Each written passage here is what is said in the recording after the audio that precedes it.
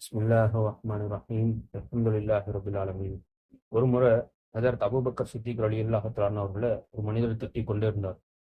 அங்கிருந்த ரசூலுல்லாஹி ஸல்லல்லாஹு அலைஹி வஸல்லம் அவர்கள் இதை பார்த்து கொண்டு அபூபக்கர் சித்திக் ரலியல்லாஹு தஆலா அவர்களுடைய பொறுமையையும் அமைதியையும் பார்த்து புன்முறுவல் போட்டு கொண்டு இருந்தாங்க. அந்த மனிதர் ரொம்பவும் திட்டிகிட்டே இருந்தாங்க. அதுக்கு பிறகு அபூபக்கர் ரலியல்லாஹு தஆலா அன்ஹு அந்த மனிதர் சொன்ன அதே வார்த்தைகளை திரும்ப சொல்லி அந்த மனிதரை திட்ட ஆரம்பிச்சாங்க. உடனே ரசூலுல்லாஹி ஸல்லல்லாஹு அலைஹி வஸல்லம் அந்த இடத்த விட்டு எந்திரிச்சு போயிட்டாங்க. பிறகு ஹஜரத் அபூபக்கர் சித்திக் ரலியல்லாஹு தஆலா அன்ஹு நபி ஸல்லல்லாஹு அலைஹி வஸல்லம் அவர்களை சந்திச்சு, யார் ரசூலுல்லாஹி ஸல்லல்லாஹு அலைஹி வஸல்லம், இந்த மனிதர் என்னை திட்டிக் கொண்டிருக்கும் வரையில இருந்தீங்க, பிறகு நான் திட்ட ஆரம்பிச்சதும் எந்திரிச்சு போயிட்டீங்களே, என்ன காரணம்னு கேட்டாங்க.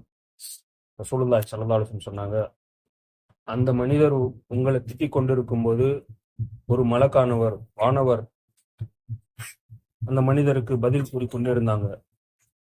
எப்ப நீங்க அந்த மனிதருக்கு பகரமாக திட்ட ஆரம்பிச்சீங்களோ, ஷைத்தான் அங்க வந்துட்டான், வானவர் போயிட்டாரு, நான் ஷைத்தானுடன் உட்காருபவன் அல்ல அப்படின்னு சொன்னாங்க. அதுக்கப்புறம் ரசூலுல்லாஹி ஸல்லல்லாஹு அலைஹி வஸல்லம் சொன்னாங்க, அபூபக்கரே, 3 காரியங்கள் இருக்குது, அது 3 உண்மையானது, நிச்சயம் நடந்தே தீரும். ஒன்று, யாரேனும் ஒருவர் அநீதம் செய்யப்பட்டு அவர் அதனை பொறுத்துக்கிட்டாருன்னா நிச்சயமாக அல்லாஹ் அவருக்கு தனது உதவியை வழங்கி கண்ணியப்படுத்துவான். இரண்டாவது, எந்த மனிதர் உறவினர்களோட இணைந்து வாழும் நோக்கத்தோட கொடையுடைய வாசலை திறப்பாரோ அவருக்கு அல்லாஹ்தாலா செல்வத்தை அதிகப்படுத்தி விடுறான்.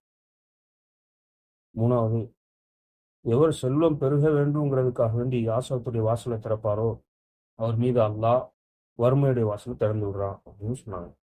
அல்லாஹுக்கு சுப்ஹானஹு வ தஆலா இதை பேணி வாழக்கூடிய நல்ல மக்களாக எங்கள் அனைவரையும் மாற்றி அருள் புரிவானாக.